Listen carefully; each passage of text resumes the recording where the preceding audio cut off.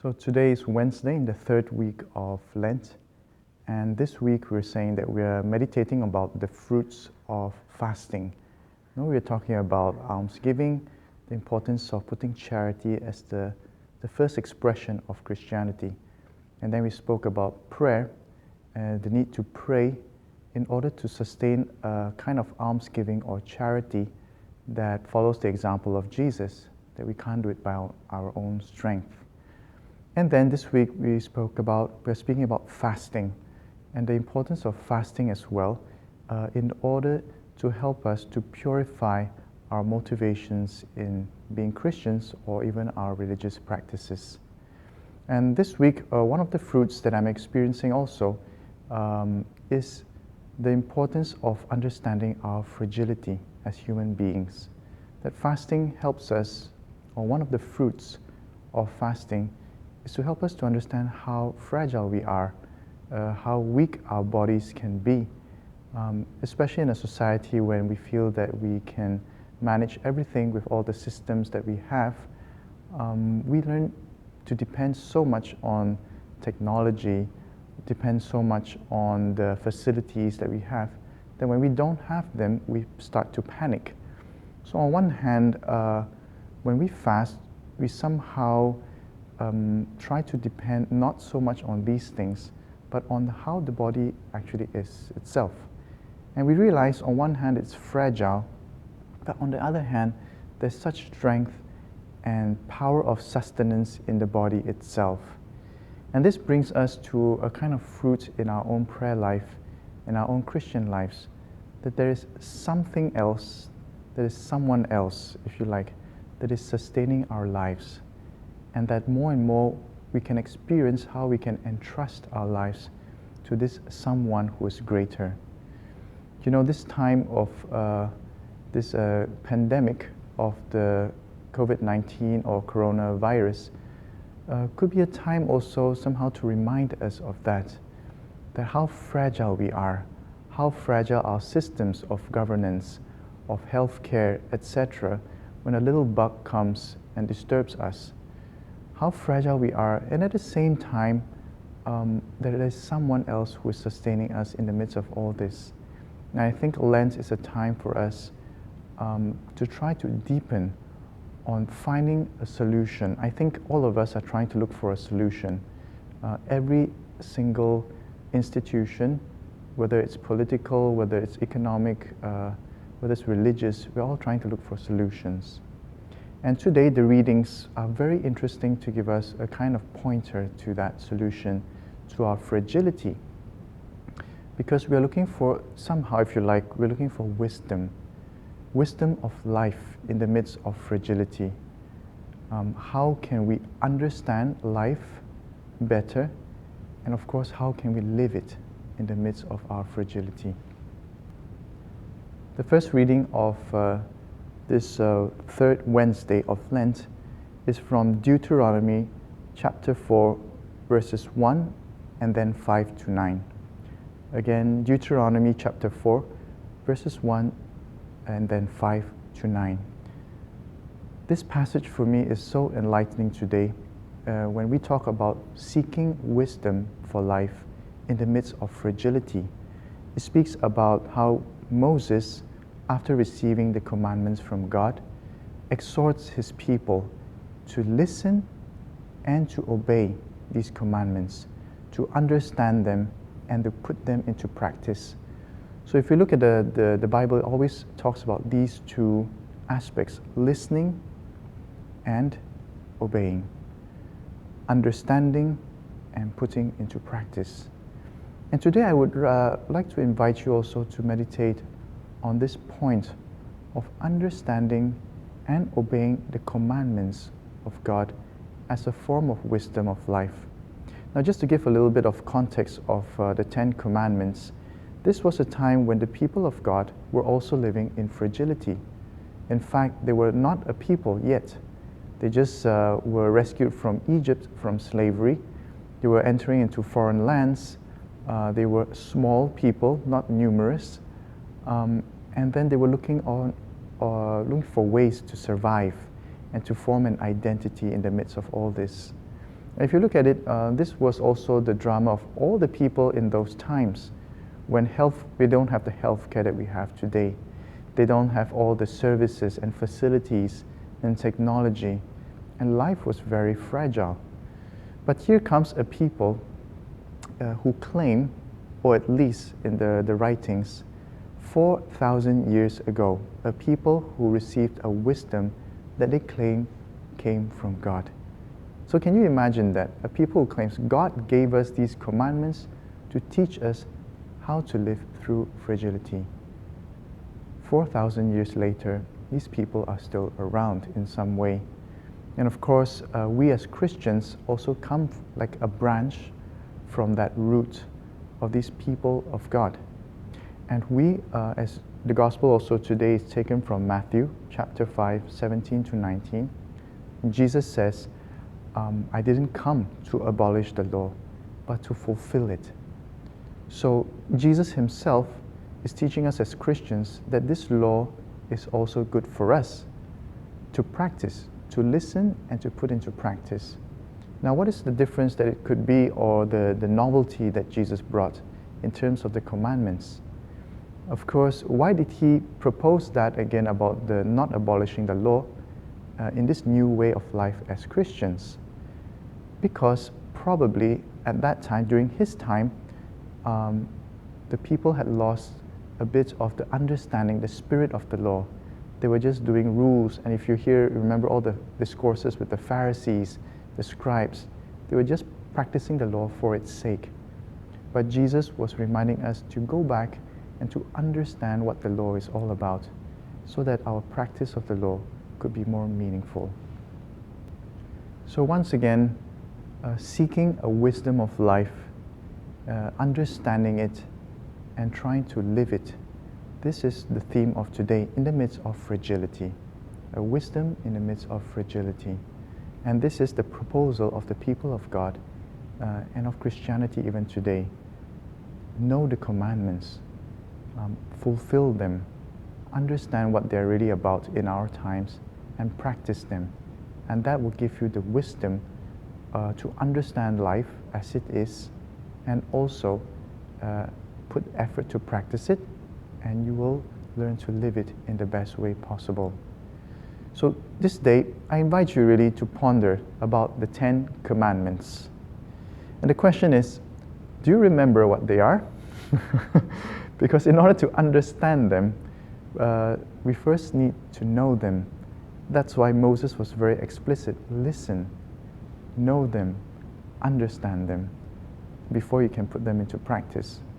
Today I invite you to review the 10 commandments and to see for yourself whether it really gives us a wisdom of life for our situations today, for this virus that is going around, for the panic that people feel, the different comments that people are saying to find a solution, some very political, some very economical, some blaming, some panicking. Try to go to the commandments and to see whether it can give you a different perspective of how to understand the situation that we have today. Now let's go through the list of the 10 commandments just briefly in this short video. But I invite you to just read them yourself. You can find them in the book of Exodus chapter 20. Okay, remember Exodus chapter 20 and the 10 commandments are there. Of course, you can go back to the catechism, etc. But I'll just go through them briefly. What is the first commandment? You shall not worship any other God, if you remember.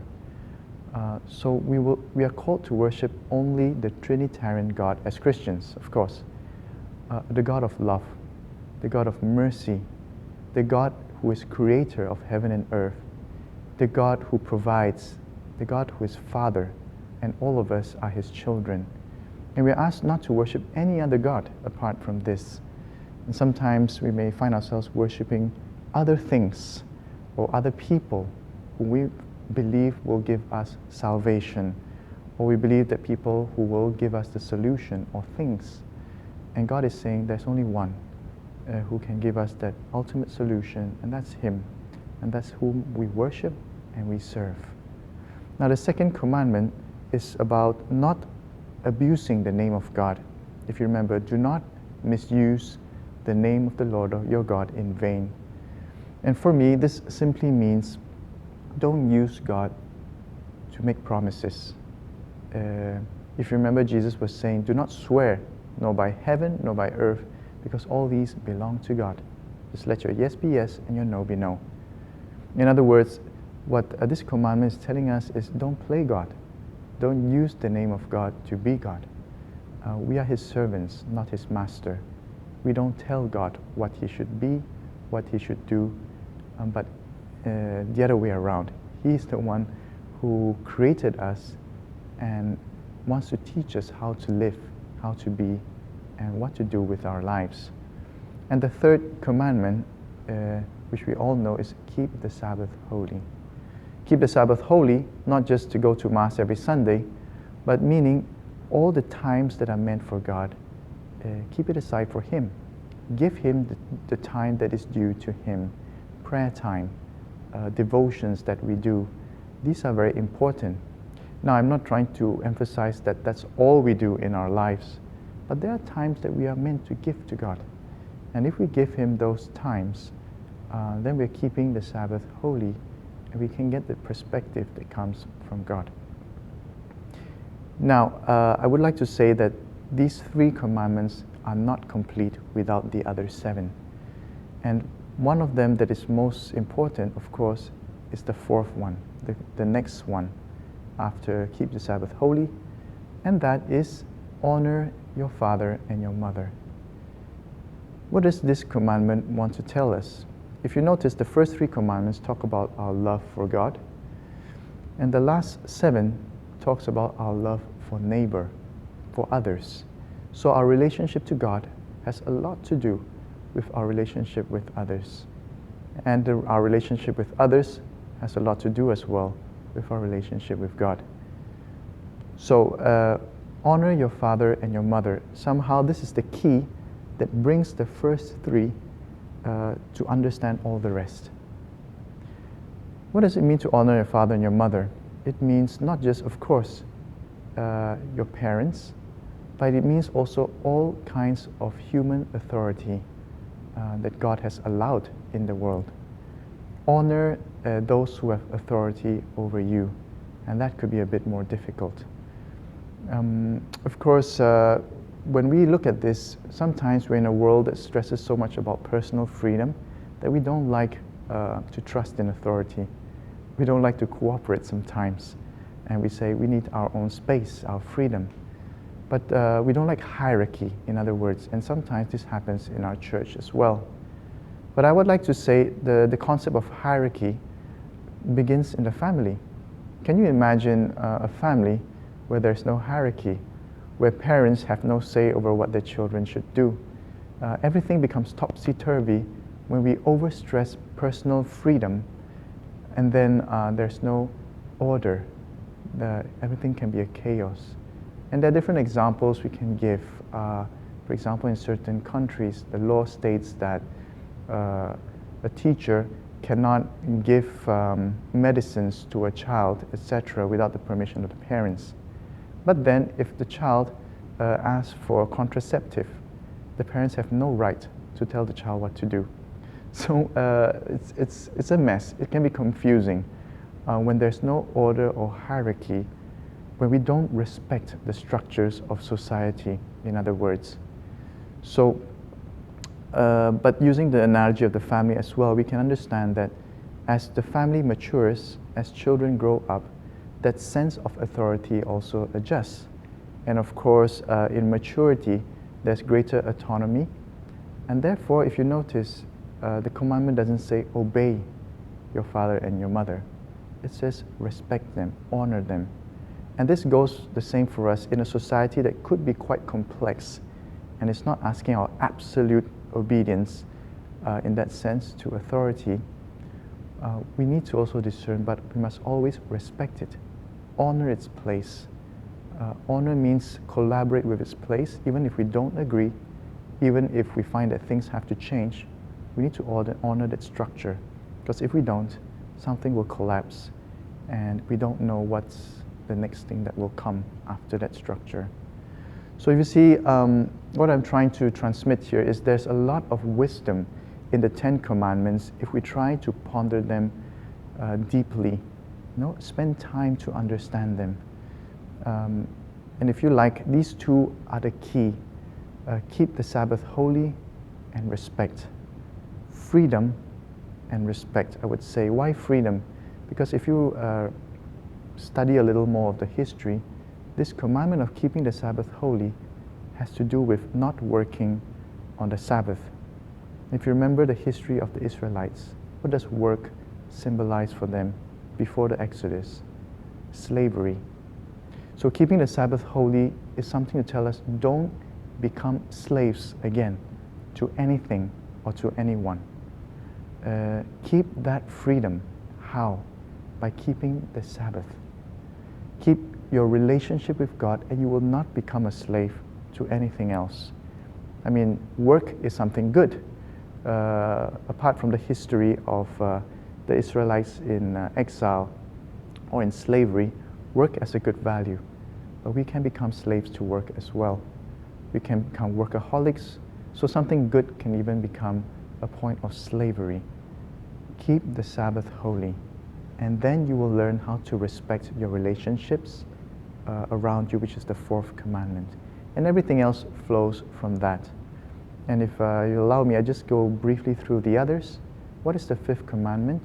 Thou shalt not kill. Respect life. Once again, the word respect. Thou shalt not commit adultery. Respect sexuality. Respect intimate relationships. Don't use them in any way that you like. No, respect marital commitments of others, in fact, also, and your own.